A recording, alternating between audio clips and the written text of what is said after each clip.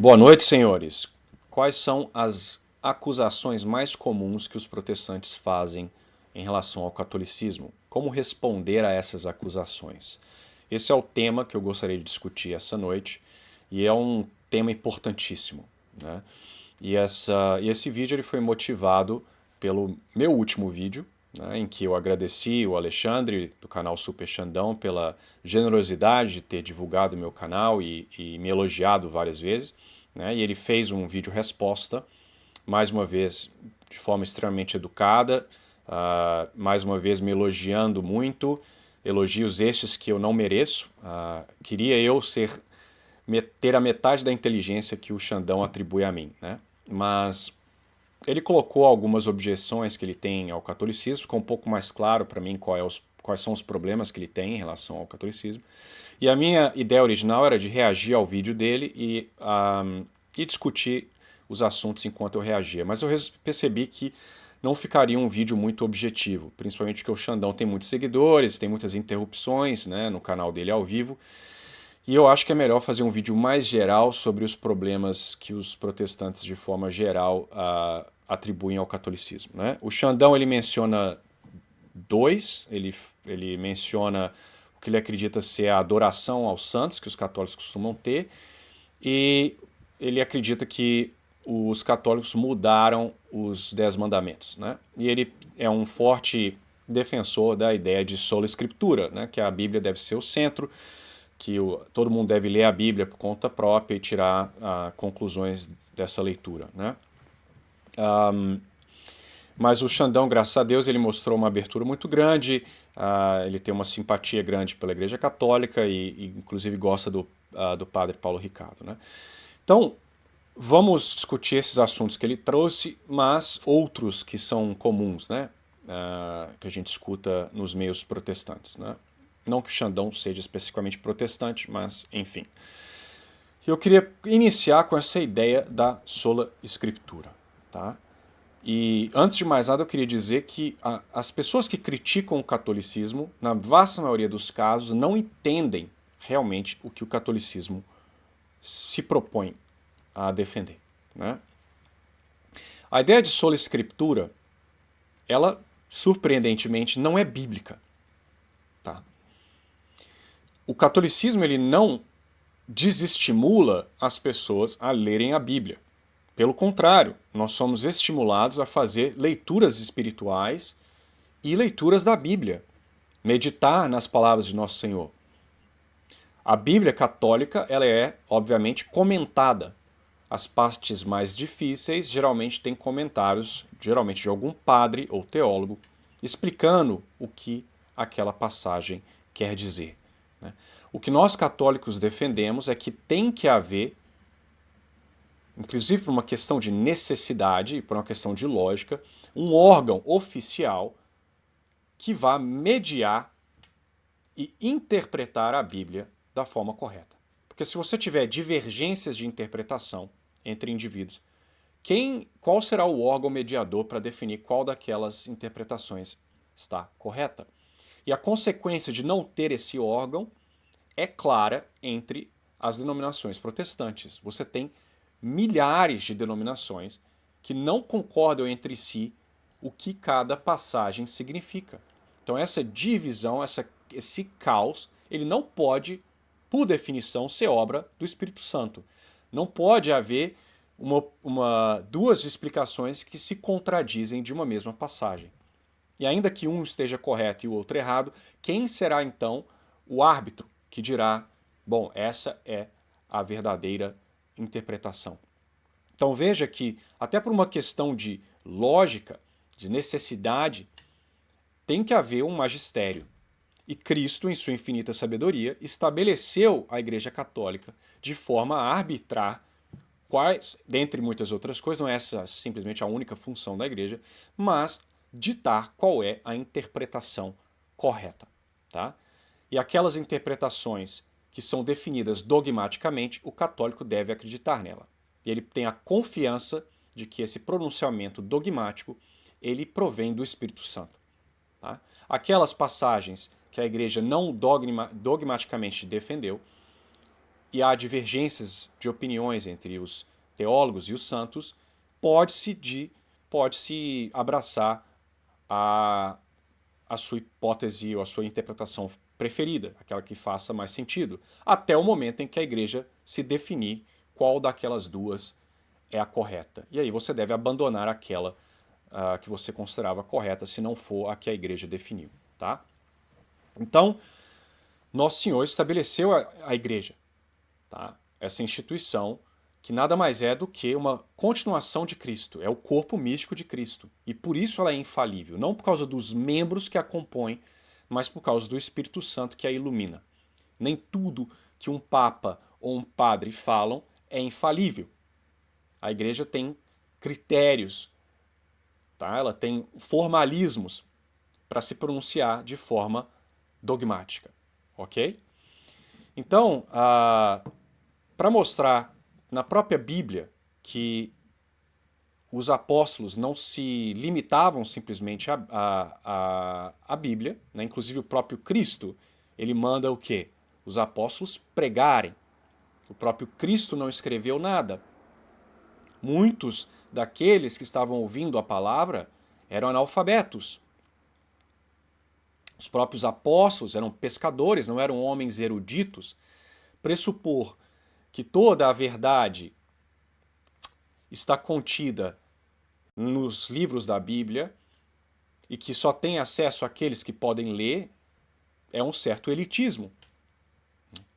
Por isso, o catolicismo defende, obviamente, a Bíblia, ela é a fonte primária, mas ela também defende a tradição. Tradição esta que termina com a morte do último apóstolo. Tudo que a igreja hoje faz é simplesmente uma melhor compreensão dessas verdades, tá? Mas tudo aquilo que a igreja defende está lá no depósito da fé, são os apóstolos. Ok? Então vamos olhar a Bíblia e buscar aí essas evidências de que não basta simplesmente a sola escritura, né? Aquele que desceu, e aqui eu estou em Efésios 4, aquele que desceu é aquele mesmo que também subiu acima de todos os céus para cumprir todas as coisas. A um constituiu apóstolos, a outro profetas, a outro evangelistas, a outro pastores e doutores, para o aperfeiçoamento dos santos, para a obra do ministério, em vista da edificação do corpo de Cristo.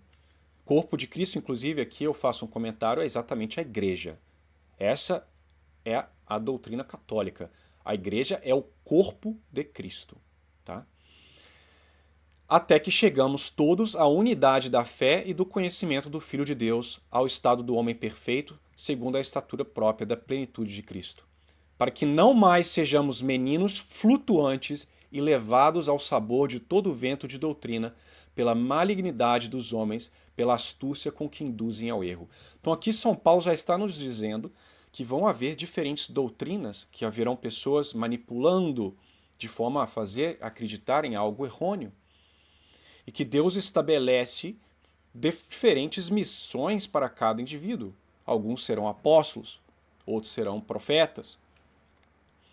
Então, você já vê aí a necessidade de um corpo que fará a interpretação correta, mas que também a tradição ela é importante, né? Então você vê isso em outros momentos também.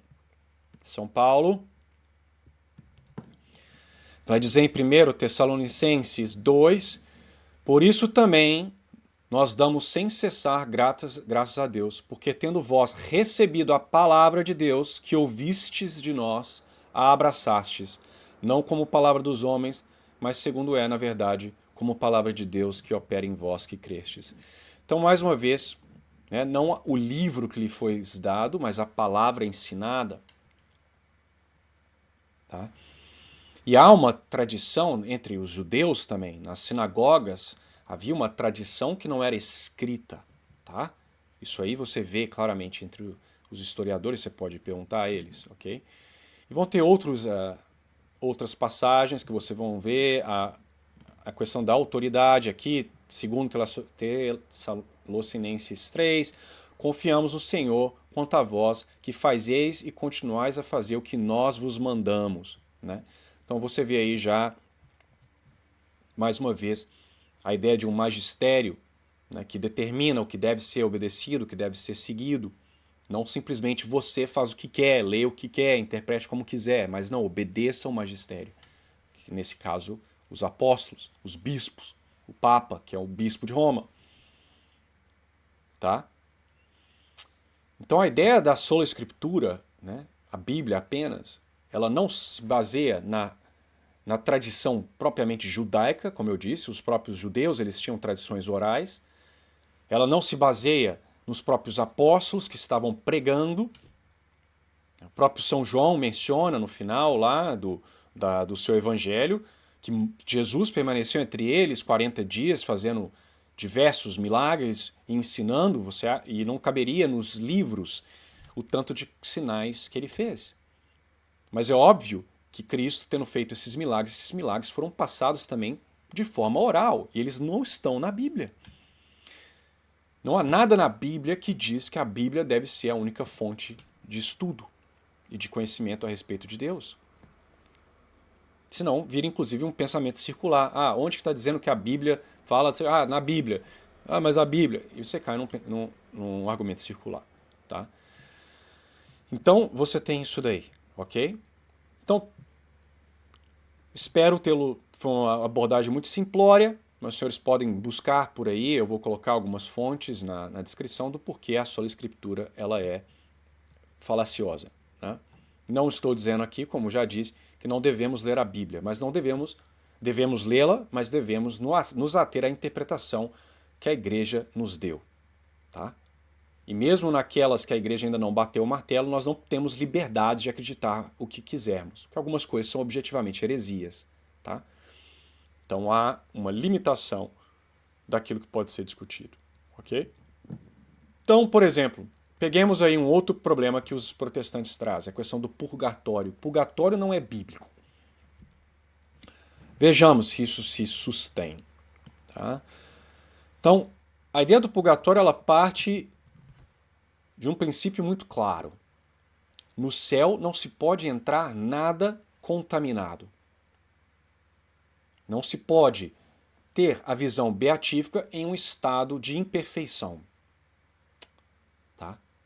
Então, o católico acredita o seguinte, que se você morre sem estar em um estado de graça, em um estado de inimizade com Deus, sem a graça santificante na sua alma, você irá ao inferno. Porém, existem pecados que não são mortais. Existe uma diferença entre um indivíduo que blasfema, que mata, né, que fornica, e um indivíduo que tem pecados mais singelos. Né? Um indivíduo que, sei lá, um dia antes de morrer, ele fez uma mentira, ele cometeu uma mentira, não para prejudicar alguém, mas porque estava sob pressão no trabalho e ficou nervoso e acabou não sendo 100% honesto a respeito de alguma coisa para sair ali da situação de pressão. Isso, a mentira é um pecado, mas dependendo, não foi um pecado mortal, foi um pecado venial. E se aquele indivíduo falece uma hora depois, ele morreu com um pecado não confessado. Só que aquele pecado não é mortal, não tira totalmente essa amizade entre Deus e o homem. Mas ainda assim, por ter morrido com essa imperfeição, ele não pode entrar no reino dos céus sem ter pago o preço deste pecado. Ou muitas vezes o indivíduo morreu em um estado de graça, sem nem pecado venial, mas cometeu pecados anteriores em que a pena temporal não foi paga. Porque veja, quando eu confesso os meus pecados, e lembremos que para os católicos a confissão ela deve ser feita em um confessionário, isso também é da sabedoria de Deus, que disse lá na Bíblia, que soprou nos apóstolos e deu a eles o poder de perdoar pecados. Eu devia até ter colocado esse fragmento aqui, mas os senhores sabem a Bíblia e sabem do que eu estou falando. Então ele deu aos apóstolos o poder de perdoar pecados. Aos apóstolos, não a todos. Tá? E ele fez isso porque nós, humanos, somos prepotentes. E a ideia de você se confessar com um homem e se ajoelhar ali, ainda que ele seja persona Christi, exige humildade. Tá? Então muitas vezes nós, apesar de nos confessarmos, e a pena do pecado ali, nesse aspecto da nossa alma, nós somos perdoados, mas muitas vezes os nossos pecados eles têm consequências temporais. Então eu posso matar uma pessoa, pedir perdão por um arrependimento genuíno e ser perdoado, mas a morte que eu causei pode gerar, por exemplo, a perda de uma alma, porque a mãe se sentiu tão desesperada que cometeu suicídio, ou gerei obviamente, um problema familiar tão gigantesco, depressões, etc. E se eu não reparar os efeitos do pecado que eu causei de forma suficiente antes da minha morte, fazendo obras de caridade, né, oferecendo o meu sofrimento, se for, por exemplo, uma questão financeira, não restituindo o que eu devo, etc., você morre com essa dívida temporal ainda a ser paga. E Deus é um homem, Deus é justo. Então você não pode entrar no céu com essa dívida não paga. E aí que entra o purgatório. Okay? Então vejam que não é algo nem um pouco ilógico. Mas aonde que está isso aí na Bíblia? Bom, primeiro a ideia de que nada que é impuro pode entrar no céu. Né? Nós temos aí no Apocalipse 21, 27, não entrará nela coisa alguma contaminada, nem quem cometa abominação ou mentira, mas somente aqueles que estão escritos no livro da vida do Cordeiro. Outra, eu não sei pronunciar isso, Rabaco 1. Os teus olhos são limpos demais para ver o mal, e não podes olhar para a tribulação. Por que razão olha para os que cometem injustiças e te conservas em silêncio enquanto o ímpio devora o que é mais justo que ele?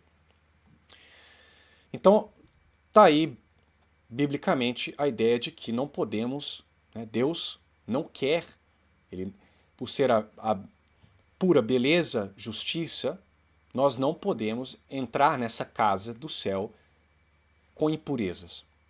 Então, o ouro, para ser purificado, ele deve passar no fogo. É assim que você elimina as impurezas do ouro.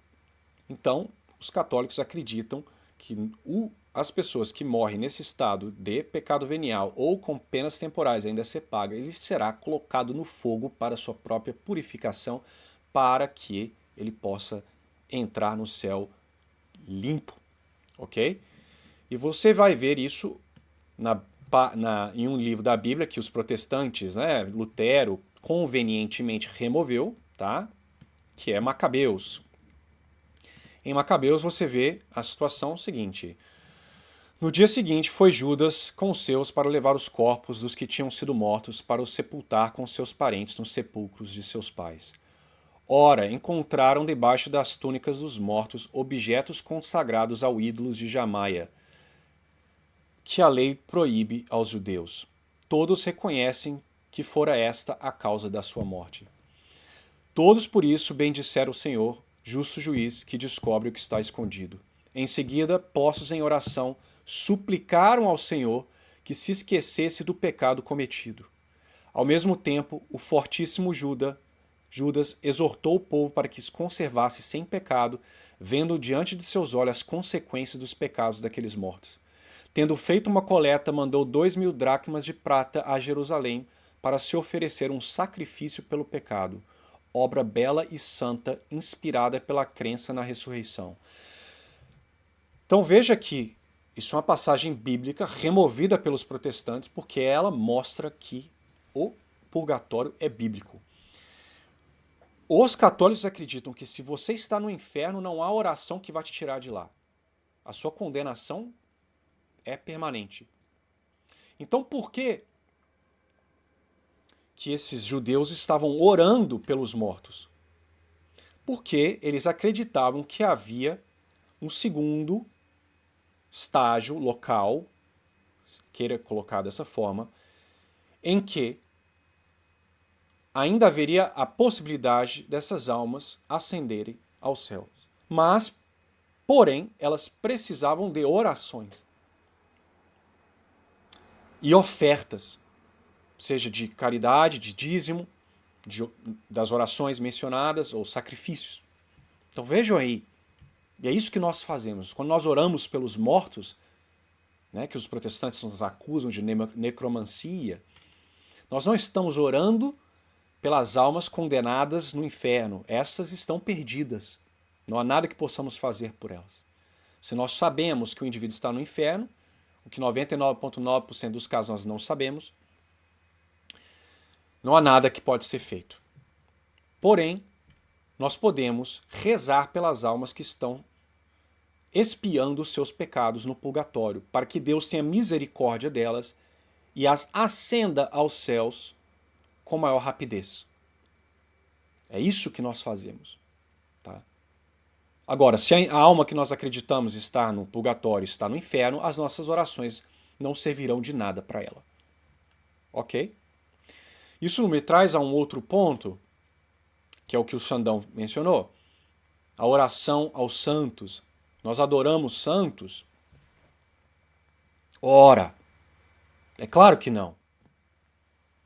Primeiro, a ideia de que você se ajoelhar diante de uma estátua considera-se uma adoração é um equívoco.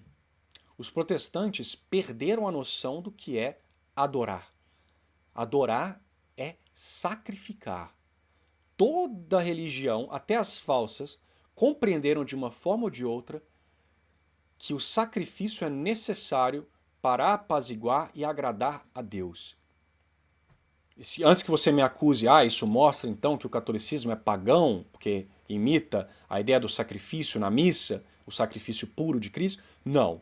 Os senhores não podem nos acusar disso, porque os próprios judeus sacrificavam animais no templo. E Cristo foi o sacrifício perfeito para a expiação dos nossos pecados. Cristo é o Cordeiro que se sacrificou por nós. Então a ideia de sacrifício ela está presente na religião cristã. Ela é o centro da religião cristã. Isso os senhores concordarão comigo. Então a missa ela é a própria adoração a Deus, porque ela é um sacrifício limpo. O mesmo sacrifício lá de Nosso Senhor. Tá? Agora, por que nós rezamos então aos santos? Por que nós fazemos imagens destes santos? Não estamos indo contra os mandamentos quando fazemos isso? Ora, não estamos. Você está adorando a sua avó quando tem uma foto dela no seu quarto? Quando você fica próximo daquela foto e olha e lembra com carinho de sua avó? Você está pecando? Isso é um pecado de idolatria? Se você tem um quadro pintado dos seus parentes, isso é uma idolatria? Quando você pede oração aos seus amigos protestantes, ou ao seu pastor, você está errado ao pedir orações a eles? Então, por que você acusa o católico de ter, então, uma imagem, porque ele não tem como ter uma foto, uma pintura de um santo? Aquilo é simplesmente uma representação visual daquela pessoa que nós consideramos ter vivido uma vida exemplar cristã, que nos eleva ao nosso amor de Deus. Eu, por exemplo, sou um indivíduo que teve uma vida deplorável, uma vida contrária à castidade. Então, observar a vida de Santa Maria Madalena ou de Santo Agostinho me inspira a me tornar um melhor cristão, me dá esperança, me lembra da misericórdia de Deus que transformou esses pecadores contra a castidade, em castos santos. Então a imagem ela está meramente ali para me auxiliar à oração. E ajoelhar diante dela não é adorar a imagem. Toda a história aí da realeza, inclusive dos próprios cristãos, é praxe que se ajoelhe diante do rei. Nós ajoelhamos diante do rei para receber o título de cavaleiro. O cavaleiro está, portanto, adorando o rei por se ajoelhar diante dele? Claro que não. Mas onde está então a ideia, onde está a defesa católica de que ter imagens de santos não é contrário aos mandamentos? E que rezar aos santos não é um problema. Veja bem, vamos lá. Imagens. E o Senhor disse-lhe: faze uma serpente de bronze e ponha-na por sinal. Aquele que, sendo ferido, olhar para ela viverá. Moisés fez, pois, uma serpente de bronze e pô-la por sinal. Os feridos que olhavam para ela saravam. Números 21. Êxodo 25. Um segundo. Eu estou sem internet nesse computador, mas eu peguei aqui no meu celular. Êxodo 25, tá? Deus está indicando como ele quer que a arca da aliança seja construída, e ele diz o seguinte: farás também 2 querubins de ouro batido nas 2 extremidades do oráculo. Um querubim seja de um lado, o outro do outro. Estes querubins terão as asas estendidas para cima, cobrindo com elas o propiciatório, e estejam olhando um para o outro com os rostos voltados para o propiciatório, com o qual deve estar coberta a arca. Então, em 2 ocasiões, o próprio Deus ordena a construção de uma imagem. Primeiro de uma cobra, depois de anjos. Então, por exclusão, nós podemos dizer que nem toda imagem é pecaminosa. O mandamento, ele se refere à imagem de deuses. Deus fala, né, nada no céu, debaixo da terra. Por quê? Porque era comum a adoração a deuses falsos que eram identificados com coisas naturais, né? O deus Sol, o deus Poseidon da água, né? A deusa Terra, Gaia e afins. Então não fazeis imagens de deuses falsos, como o Cordeiro, e adorá-los. O católico, ele adora a Cristo. As imagens são meras representações, assim como a fotografia da sua avó, de pessoas que ele considera caras. Pessoas que eram exemplos de amantes de Deus, coloquemos dessa forma. De pessoas que viveram uma vida exemplar, que nós queremos nos inspirar. Tá? E por que nós rezamos para elas? Porque da mesma forma, meu amigo protestante, que você pede ao seu pastor para rezar para você, por você, nós queremos que estes santos, pessoas de vida exemplares, rezem por nós. Nós não estamos rezando a eles como quem reza para Deus. Nossa, você é Deus, por favor. Não. Nós estamos pedindo que eles rezem por nós. Então, quando eu rezo para a Virgem Maria, quando eu rezo para Santa Maria Madalena, eu digo: ó, Maria Madalena, reze por mim, para que eu me torne casto como você. Para que Cristo me ilumine, para que eu não caia em tentação. Reze por mim, como eu pediria para uma amiga rezar por mim.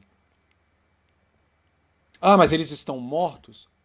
Ora, mas não existe o céu? Deus não é o Deus da vida? Aqueles que estão mortos e morreram em Cristo têm vida eterna. Onde você acha que eles estão? Alguns defendem a ideia da dormição. Essa ideia ela é filosoficamente e teologicamente insustentável.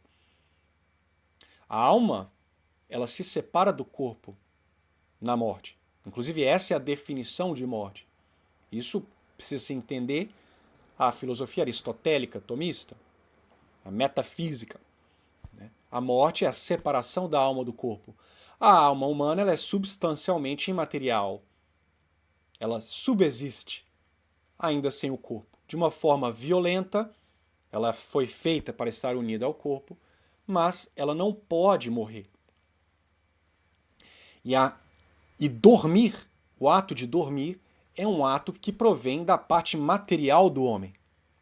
A alma separada, ela não dorme. Não seria sequer possível que isso acontecesse. Então, o católico ele defende o quê? Que a alma, após a morte, ela é imediatamente julgada por Deus.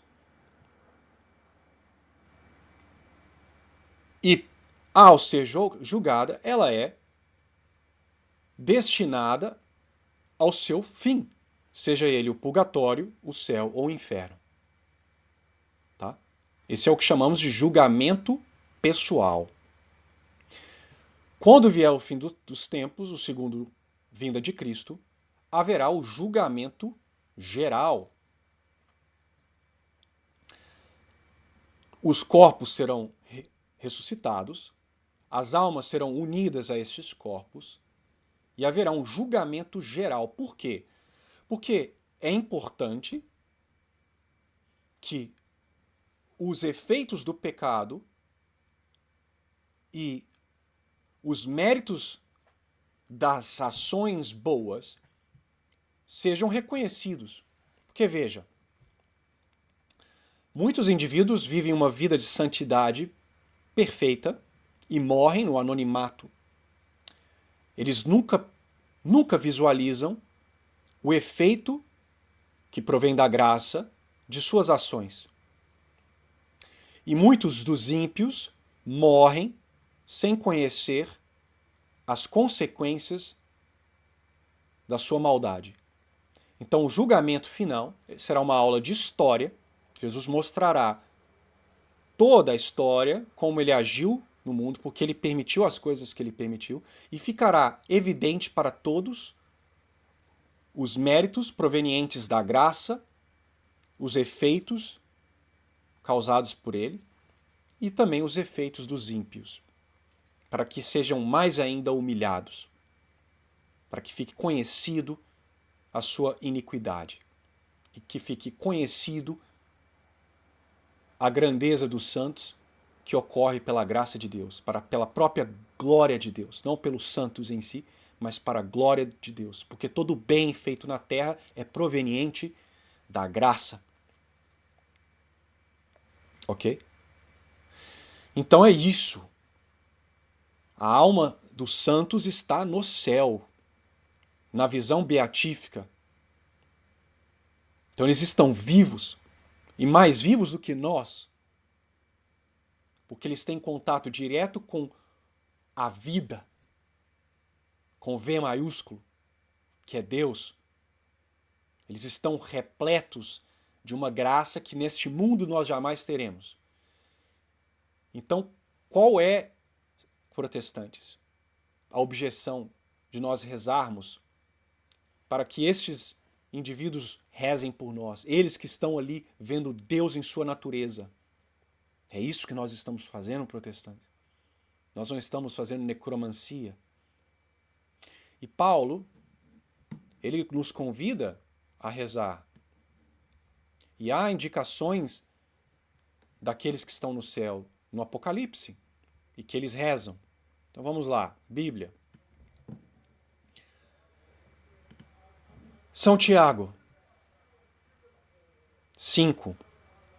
Orais uns pelos outros para serdes curados, porque a oração fervorosa do justo pode muito. 1 Timóteo 2. Recomendo-te, pois, antes de tudo, que façam súplicas, orações, petições, ações de graças por todos os homens. O que também refuta a ideia de não fazer obras. A fé sem obras, ela é pobre. Mas nós fazemos obras exatamente pela fé. Porque a fé em Deus permite que tenhamos a graça santificante e é a graça de Deus que nos move a fazer ações boas. Um indivíduo que não faz boas obras, vive uma vida sem boas obras, ele claramente não está em amizade com Deus. Porque Deus o moveria ao bem. E o move, é ele que rejeita esse movimento. Ok? Então, está aí claro na Bíblia, como os senhores sabem, a necessidade de orar pelos outros. Né?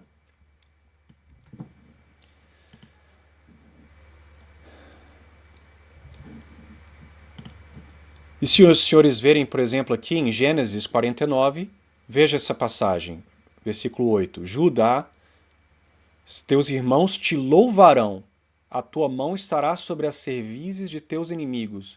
os filhos de teu pai se prostrarão diante de ti. Então veja, os irmãos o louvarão e prostrarão diante dele. Isso está na Bíblia. Então veja que prostrar diante de alguém, de autoridade, de muita graça, não é adoração. E nós nos prostramos diante dos santos por respeito, porque eles atingiram o céu, que é o que nós almejamos. Ok? E ainda sobre a oração dos santos, Apocalipse 5. Então vi no meio do trono e dos 4 animais e no meio dos anciães um cordeiro de pé, como imolado, o qual tinha 7 chifres e 7 olhos, que são os 7 Espíritos de Deus, mandados por toda a terra.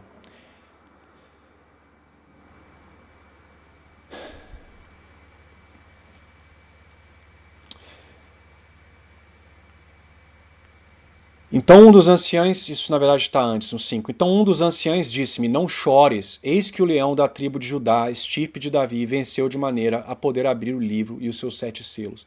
Então, nós temos anciões nessa visão que São João está tendo do céu. Então tem almas lá, né?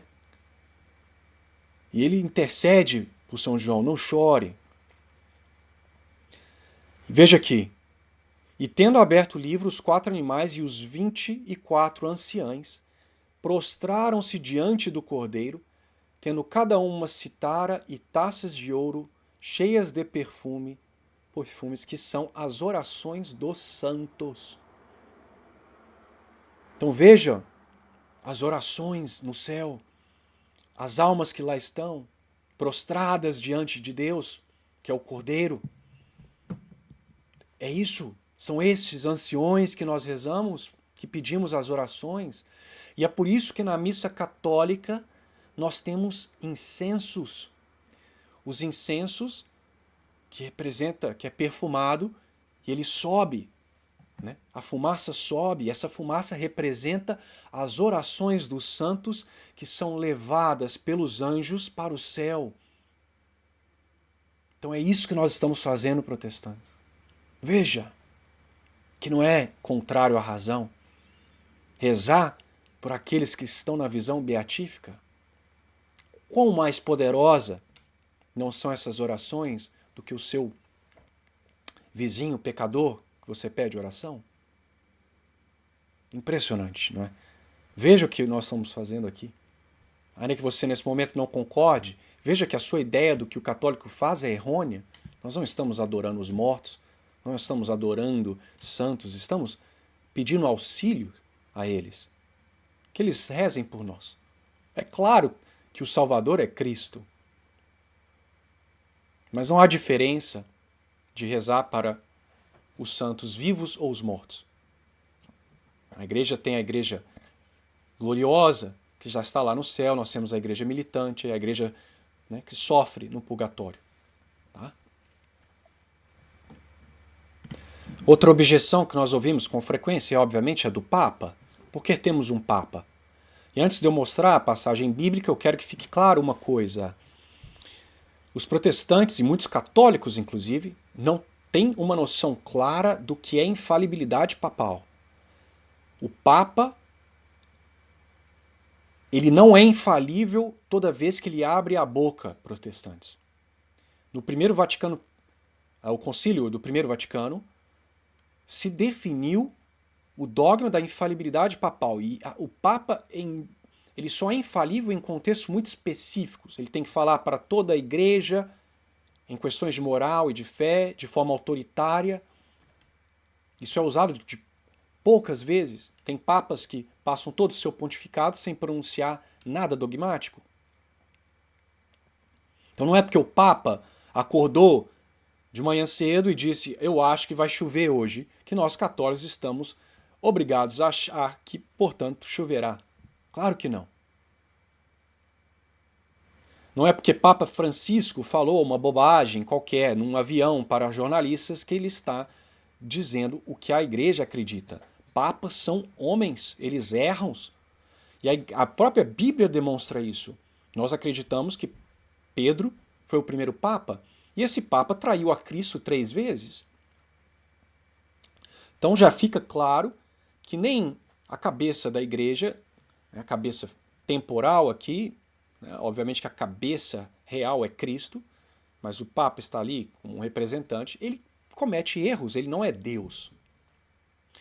Mas nós acreditamos que a igreja, que é maior que o Papa, ela é guiada pelo Espírito Santo. Em matérias doutrinárias, o Papa não errará quando se pronuncia de forma infalível. Porque ele fala pela igreja. E é Deus que não permite que ele erre. Que é um exemplo claro? O Papa Francisco, claramente, e eu não sou sede vacante, que fique claro aos católicos presentes, em certos aspectos ele está contrário à doutrina católica, ele está causando problemas, que não vou nomeá-los. E se ele, supondo, quisesse a destruição da Igreja Católica, o que ele deveria fazer para causar um caos geral? Fazer um pronunciamento dogmático, ex cátedra, contradizendo a tradição católica. Por exemplo, dizendo que casamentos gays são autorizados. Ou que o inferno não existe. E por que ele não fez ainda? Porque o Espírito Santo não permite. Então o Papa pode falar bobagens, alguns papas tiveram meretrizes, mas nenhum deles fez um pronunciamento dogmático que fosse contrário à doutrina da igreja. Inclusive alguns péssimos papas, quando pronunciaram-se dogmaticamente, pronunciaram em completa harmonia com a tradição cristã. Porque é o Espírito Santo que fala por ele. Então nós acreditamos no poder do Espírito Santo, não do Papa em si. Mas foi Deus que estabeleceu o Papa. Aonde? Bom, os senhores sabem qual é o verso que eu vou mostrar, não é? Então vejam. Tá aí. Jesus disse-lhe: E vós quem dizeis que sou? Respondendo Simão Pedro disse: Tu és o Cristo, o Filho de Deus vivo. Respondendo-lhe Jesus, disse-lhe: Bem-aventurado és, Simão Bar-Jonas, porque não foi a carne e o sangue que te revelaram, mas meu Pai que estás nos céus. E eu digo-te que tu és Pedro, e sobre esta pedra edificarei a minha igreja, e as portas do inferno não prevalecerão contra ela. E eu te darei as chaves do reino dos céus. Tudo que ligarei sobre a terra será ligado também nos céus, e tudo que desatares sobre a terra será desatado também nos céus. Então é Deus que estabeleceu o papado, não foram nós católicos, não foi Constantino. Nosso Senhor troca o nome de Pedro. Não enxergar isso daí, tentar adulterar a interpretação deste texto para servir aos pretextos protestantes é um absurdo. Pedro significa pedra. Cristo troca o nome de Simão para Pedro e estabelece a igreja nele. Mas veja que Cristo diz que não foi a inteligência de Pedro que o fez enxergar que Jesus era Cristo, mas foi revelado a ele pelo Espírito de Deus, pela graça. Então, o que será ligado aqui na terra, os pronunciamentos dogmáticos, porque está em perfeita harmonia com o céu. A igreja é o corpo místico de Cristo. Nós vimos lá em São Paulo. Ele chama a igreja de corpo de Cristo. Então, Cristo estabeleceu um magistério. Está aí, protestantes. Então, tem inclusive vários protestantes, tá, modernos e não modernos, que admitem que essa passagem não tem como não aceitar que ela se trata de Pedro. Alguns vão dizer, é o pronunciamento de Pedro, é a confissão dele, é Jesus que é a pedra. Não, isso é uma leitura completamente distorcida do que foi lido, por uma questão de conveniência e circularidade, né? Então, por exemplo, tem alguns protestantes aqui, protestantes que admitem, né? Você tem Albert Barnes, no século XIX. O significado dessa frase pode ser assim expresso: você, em dizendo que eu sou o Filho de Deus, me chamou por nome expressivo da minha verdadeiro caráter. E eu, portanto, te dou o nome expressivo do seu caráter. E te chamo de Pedro, a pedra. Ok?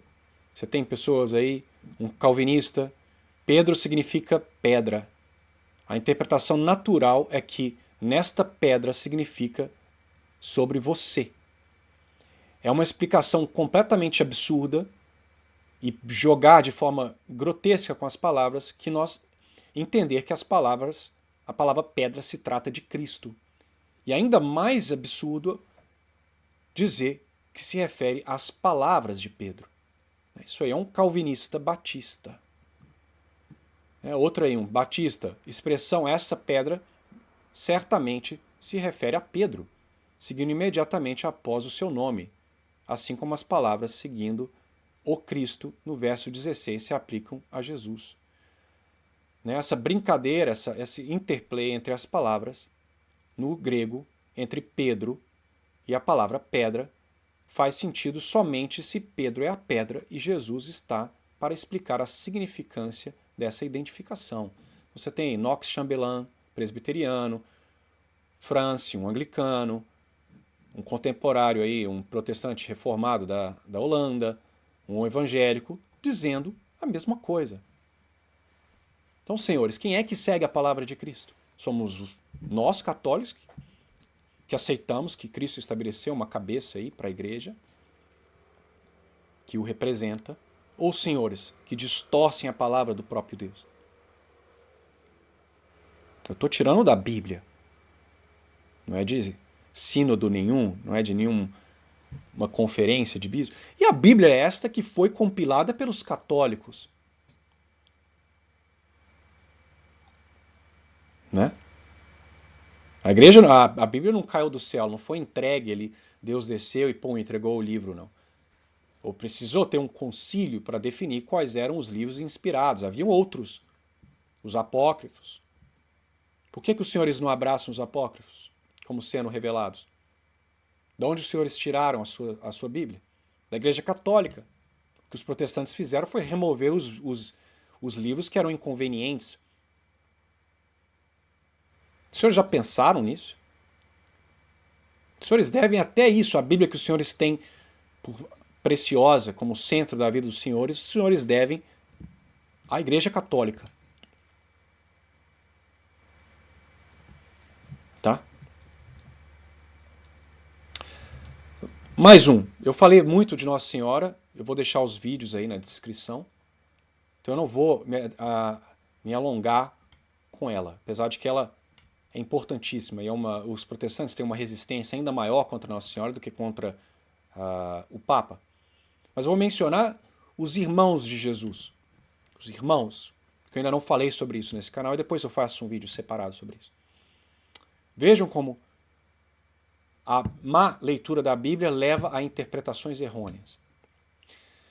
Os católicos sempre defenderam a virgindade perpétua de Maria, inclusive já Santo Irineu, pessoas lá nos primeiros séculos já se falava da virgindade perpétua de Maria, inclusive de São José também. Por várias razões. Porque quando o anjo se refere a Nossa Senhora e fala que ela vai dar à luz ao Filho de Deus, ela fala, mas eu não conheço nenhum homem. Ela já estava casada, senhores. Que frase mais sem sentido se ela tivesse intenção de ter relações com seu marido? Se ela está casada e a intenção é ter filhos, então a resposta natural, ou o pensamento original seria, ok, então quando eu habitar com o meu marido e tiver o filho, ele será o filho de Deus. Mas não, ela questiona como isso será feito, qual o modo desse milagre, porque eu não conheço homem nenhum e não tenho intenção de conhecer. Ela havia consagrado a sua virgindade, que era não extremamente comum, mas ocorria entre os judeus. Então, essa é uma das razões. Eu vou mostrar ali, por exemplo, a Ana, Santa Ana lá, né, quando a apresentação do menino Jesus no templo, ela se consagrou à sua virgindade, permaneceu viúva por décadas no templo, simplesmente adorando a Deus. Se consagrou a sua, se não virgindade, a sua castidade a Deus, quando o marido morreu. Mas o texto dá a entender que mesmo casada ela era casta. Então você tem isso. Mas, mais ainda interessante, né, os protestantes, mas Nossa Senhora, Jesus tinha irmãos, a Bíblia cita isso daí. Então vamos ver se isso se sustenta. Quem são os irmãos de Jesus? Além do que, um outro argumento é que a palavra irmãos na Bíblia ela é utilizada em várias vezes para denotar não irmãos, mas primos, parentes. Então, por exemplo, em Gênesis 13, disse, pois, Abraão a Ló, peço-te que não haja contendas entre mim e ti, entre os meus pastores e os teus pastores, porque somos irmãos. Eles não eram irmãos. Irmãos. Então, tem um exemplo, tem números. Ok? Mas mais importante, vamos olhar outras coisas aqui, mais interessantes, inclusive. Né? Então, o versículo que os protestantes utilizam para dizer, geralmente, que né, Nosso Senhor tinha irmãos, é isso aqui, né? Em São Mateus 13. Porventura, não é este o filho do carpinteiro? Não se chama sua mãe Maria e os seus irmãos Tiago, José, Simão e Judas?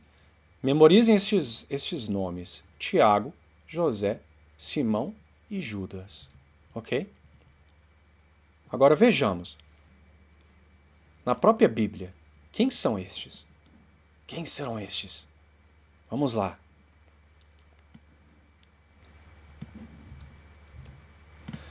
Então veja aqui, o Evangelho de São João na crucifixão de Nosso Senhor. Quem ele menciona que estavam ao pé da cruz? São João nos diz, junto à cruz de Jesus estavam sua mãe, a irmã de sua mãe, Maria, mulher de Cleófas, e Maria Madalena. O nome Maria era um nome extremamente comum naquela época. Acho que 50% das mulheres se chamavam Maria, tá? Naquela época. Mas vejam lá, Maria, a irmã, Maria mãe de Cristo, a irmã de Maria, esposa de Cleófas, e Maria Madalena, 3 Marias, tá? Agora vejam como essas mesmas mulheres são identificadas em São Mateus. Achavam-se ali também muitas mulheres que olhavam de longe, as quais tinham seguido Jesus desde a Galiléia, subministrando-lhe o necessário. Entre elas estavam Maria Madalena, Maria, mãe de Tiago e José, e a mãe dos filhos de Zebedeu. Então a Maria, que São João fala que é a esposa de Cleófas, irmã de Maria Santíssima, mãe de Cristo, é a mãe de quem? Tiago e José. E quem são os irmãos de Jesus mencionados lá em Mateus 13? Tiago e José.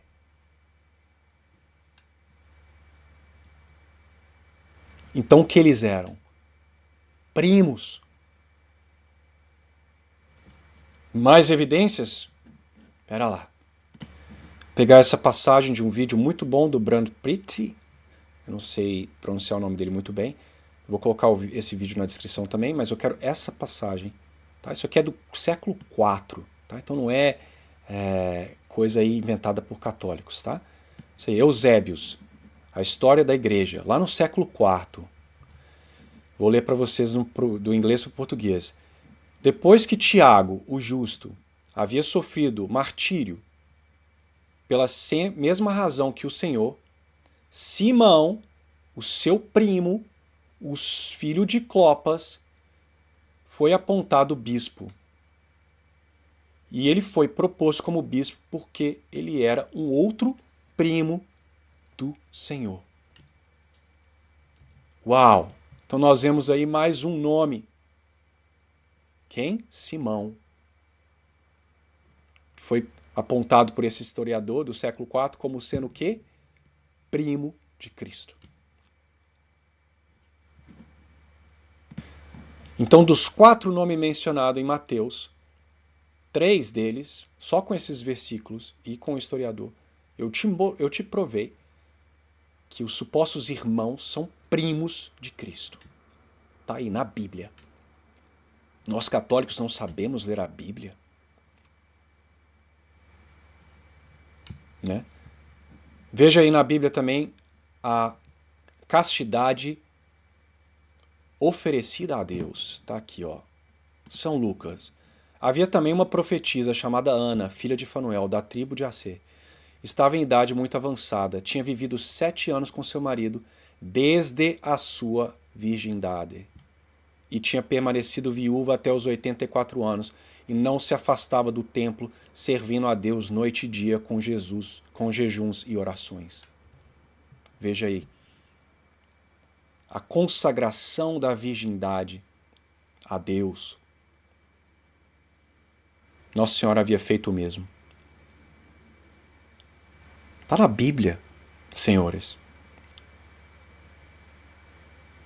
Entendem? Entendem agora? Então, os senhores têm, se os senhores tiveram a fortaleza de ter aguentado até esse momento, os senhores têm duas opções. Os senhores podem fazer malabarismos mentais para tentar explicar como quiserem. Ou os senhores podem aceitar que Deus estabeleceu uma igreja. Se a sola escritura fosse algo bom, não teria gerado a confusão que gerou.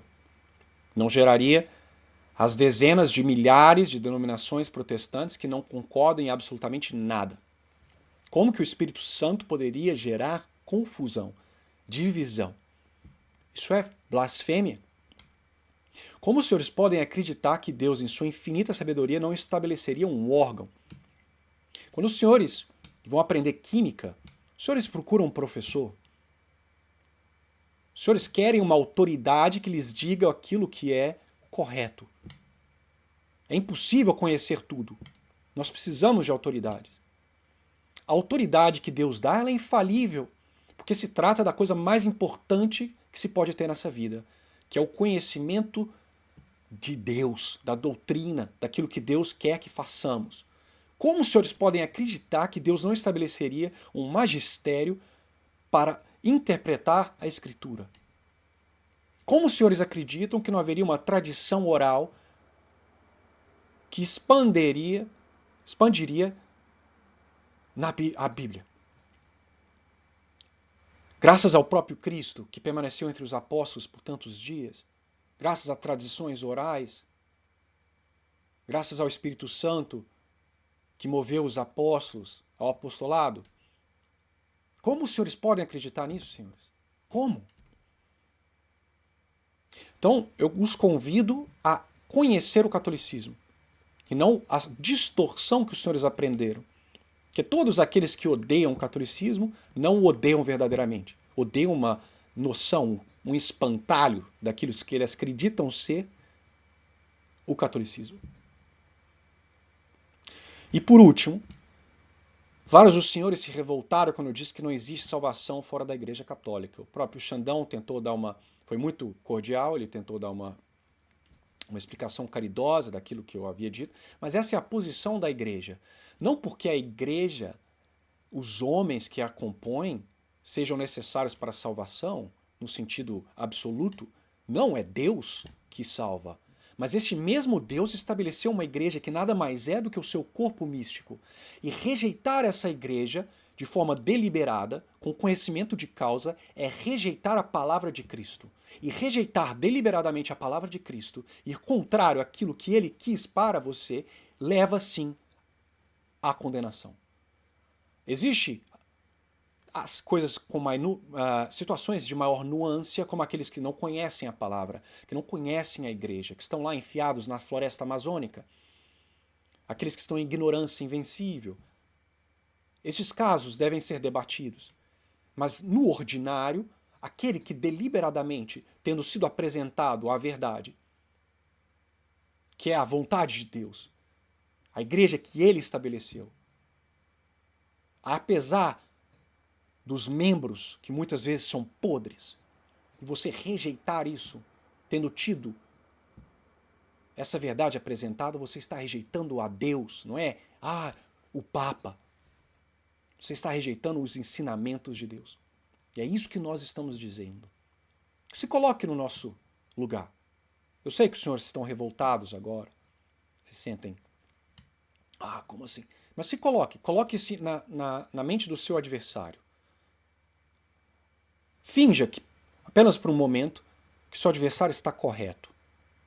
Aceite que Deus estabeleceu uma igreja, que deu a ela as ferramentas de evangelização, que deu a ela a autoridade de definir as doutrinas que provêm dele, que deu a ela os sacramentos da confissão, que deu a ela ele em toda a sua substância na Eucaristia. A Eucaristia é Deus de uma forma que não existe em lugar nenhum deste mundo. Deus está presente em todo lugar, porém, como uma relação de causa e efeito. Ele é o criador de tudo, ele não é parte do mundo. Mas o mundo é por causa dele, que dá ao mundo ser a todo momento. Então Deus está presente, mas na Eucaristia que ele estabeleceu. Ele está presente em sua total substância. Então ele se deu. A carne, o corpo, a carne, a alma, a divindade e o sangue presentes ali na Eucaristia. Suponha que o católico esteja certo, que aqui é a substância de Deus, que ele o convida a compartilhar, para que nessa terra, neste mundo, você tenha um sabor do que é a visão beatífica. E você rejeita isso. Imagina! O maná do deserto, o pão que deu sustento aos judeus no deserto. Os senhores estão dizendo que o pão da vida, aquele que veio por nós, aquele que nasceu na casa do pão, que é Belém, que foi colocado numa manjedoura e se fez de alimento, e que disse que aquele que não comer do corpo dele, não beber do sangue dele, não terá vida eterna. Aquilo é um símbolo. Então o maná era um pão real, mas o pão que caiu do céu, que veio do céu para nós, para nossa salvação, ele não é real, ele é simbólico. Então o maná do Velho Testamento ele é melhor do que o pão real, Cristo. Senhores, se coloquem na nossa posição por um momento e entenderão que se nós estivermos certos, o que nós estamos falando não é irracional. E quando o católico insiste em trazê-los para a Igreja Católica é porque nós não somos ecumênicos nesse aspecto de qualquer... basta dizer... o próprio Cristo diz, nem todo aquele que dizer Senhor, Senhor, Senhor será salvo. Então não basta, eu acredito, eu tenho fé, eu acho que eu tenho, vou para o céu. Então, todos os senhores, vou deixar aqui algumas referências, estudem sobre a igreja. Porque se os senhores estiverem errado, o preço é elevado. Não há paganismo na Igreja Católica. Não há adoração de imagens. Não distorçam a realidade. E eu os convido com o coração de irmão. Eu quero o seu bem, pela graça de Deus, porque eu sou imundo. Mas eu espero que o Espírito de Deus os toque. Alexandre, mais uma vez, espero que esse vídeo o agrade, que alguma coisa o toque. E os seguidores de você também. Pesquisem. Procurem um bom padre, o interroguem. Procure o catecismo. As suas respostas, as suas perguntas terão respostas. Então, já são 1h40 da manhã. Esse vídeo já está com mais de 1 hora. Eu rogo para que os senhores ao menos se abram a essa possibilidade. Que os senhores investiguem, que rezem para serem iluminados. Os senhores nada têm a temer. O mínimo, se os senhores estiverem certo, que vocês aprenderão mais sobre o catolicismo para poder atacá-lo, então. Mas eu tenho certeza que se os senhores aproximarem do catolicismo com a cabeça aberta, com amor a Deus, eu tenho certeza que ele vai se mostrar aos senhores. Então, que Deus os ilumine, que Nossa Senhora e os santos rezem pelos senhores. E eu continuarei rezando por todos vocês. E eu rezo todo o meu terço Então, fiquem com Deus. Tenham um excelente domingo amanhã.